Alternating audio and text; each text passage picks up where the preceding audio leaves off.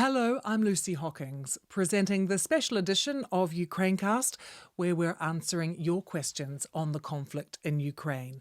There was so much hope pinned on that phone call, that 2-hour phone call that President Trump had with President Putin earlier in the week.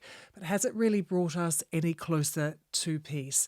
Lots of you have also got questions on sanctions. We're going to be answering all of those for you today. We have an expert panel, a crack team with us today. James Waterhouse is in Kyiv, Sumi Somaskanda and Vitaly Shevchenko with me here in the Ukrainecast studio. So let's have a listen to this first one from a listener here in London. Hey Ukrainecast, it's Anissa Jubo from London, and I have a question about sanctions. Those European countries who align themselves with the coalition of the willing are threatening Trump with tougher and tougher sanctions. However, they struggle to get all Europeans on board, for example, Hungary. Now we hear Trump saying that he doesn't want to put any further sanctions on Russia because that could potentially jeopardize peace talks. But we all know Russia, in reality, are not really interested in any peace talks at all unless they are forced. And they are just playing Trump and trying to buy time and avoid those sanctions.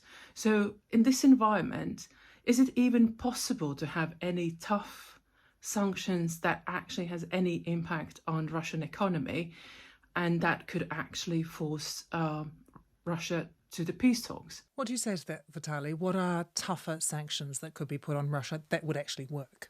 One possibility are secondary sanctions imposed on countries which still buy goods, fuels, hydrocarbons from Russia. And Russia is still making billions selling its oil and gas to countries that have sanctioned Ukraine, for example. So that's still going on. When it comes to all the talks that we had last week and last Monday and before that in Turkey, in Saudi Arabia, in Russia, the net result is, well, I'm tempted to say zero, with a possible exception of a prisoner exchange that they apparently agreed in Istanbul, but no ceasefire, no fresh sanctions, not even a meeting between any of the leaders involved, either Putin or Trump or Vladimir Zelensky. So it looks to me like Vladimir Putin is creating a smokescreen, which some people are all too willing to accept as real negotiations. And James, when it comes to sanctions, what are the Ukrainians calling for? More sanctions, Lucy. They've called for more sanctions since before the start of the full-scale invasion. To not only, back then it was to put Russia off from invading, now it's to try and force it to negotiate or make any kind of concession in any way. I think, we always knew, didn't we, that this would be a White House that wouldn't bring in new sanctions for Russia.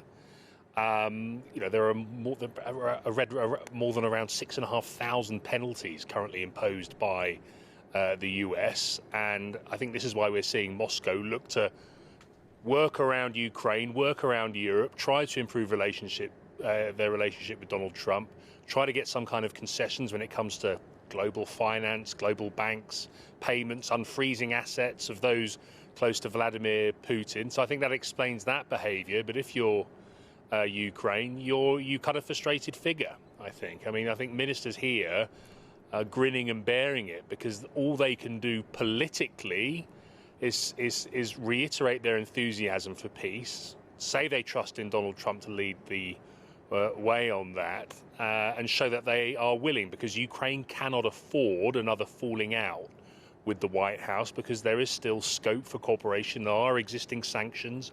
More military aid could be sold. But if you look at the messaging coming out of Kyiv now, attention's once again turned to the front lines, notably in the east, where I know we talk about the east a lot. It is where the fighting is concentrated. But we've seen a major road now captured by Russian forces. Things really are starting to deteriorate for the Ukrainians there. And in terms of Europe, Sumi, as always, it's about finding consensus, isn't it? And then action. It really is. And I'll just say to, James and Vitaly's points there, it's a difficult moment for sanctions, isn't it? Because you see after more than 3 years of war, the idea that Russia would be isolated on the global stage hasn't really come to bear, has it? It's because those secondary sanctions have not been put in place, and Russia has been able to continue trade and continue bringing in, as you said, billions of dollars, especially for oil and gas. So that is one tricky aspect of it. But, I'm here usually to put on my Washington hat. I'll put on my German hat for a moment, because you have seen Germany front and center pushing with European partners for tougher sanctions to bring Russia to the table and force Russia to peace, as Germany has said. This is, in a way, in direct response to the fact, as James said, that they're not expecting further sanctions from the Trump administration. There is the sense in Berlin, certainly, that this is going to be one of the only effective tools, or they hope effective tools, to try to move the peace process forward. I will say at the same time, we've seen an interesting development from the new Chancellor Friedrich Merz, who during the entire campaign was very critical of his predecessor, Olaf Scholz, for not agreeing to send these Taurus long-range missiles to Russia. Olaf Scholz at the time said this would be dragging Germany into the war.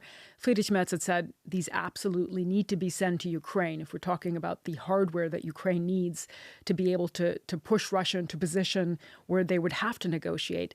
Now he's backtracked on that a bit and said, well, there's a bit of strategic ambiguity that we need to use from our position. We're not going to talk about whether we send these missiles or not. So you see on the one hand from Germany the stronger talk on sanctions, and on the other hand, some discussion of what type of hardware Ukraine will still need to continue its position on the battlefield. Well, we have had hot and cold messaging from President Trump when it comes to sanctions. So I'm going to ask you now, Sumi, to put your US hat on. Yeah. Because we've had this question in from Peter. I've been seeing reports that Republican senators have broad backing for additional sanctions, as well as upwards of 500% tariffs on imports from countries that buy Russian oil. How likely is this to be imposed? Can he do it without Donald Trump's backing? Yeah, this is really interesting. I mean, if you think about the fact that, the president has been relatively cordial when speaking with Vladimir Putin, for example, he's made very clear, the administration has made clear that they don't want to use the same rhetoric that the Biden administration used with Vladimir Putin. They have not called him a war criminal. Secretary of State Rubio was pressed on this in Congress this week in a hearing, and he essentially refused to answer because they believe that demonization of Vladimir Putin hasn't been effective, quite frankly. But there are senators who do believe that it is important to continue to have some sort of leverage over Russia. And that's why, to this listener's question, this viewer's question, there is a bipartisan bill that has the support of about 80 senators right now that would put tough sanctions on Russia and secondary sanctions as well. They're focusing particularly on China and its relationship with Russia. And I found it really interesting. I just pulled up some of the language of the bill. It's Senator Lindsey Graham on the Republican side, Senator Richard Blumenthal on the Democrat side. And there is a bit of massaging of the language to not perhaps be in conflict with the Trump administration. They write, if it is more of the same, Russia can expect decisive action. The U.S. stands ready to act the Senate if these games continue. So there's a bit of room to maneuver there to say, well, the Trump administration is still working to try to make something happen. But if it doesn't, we could see the Senate act in terms of sanctions. James, what's the view at the moment from Ukraine on where America stands and how they've been handling things over the past week?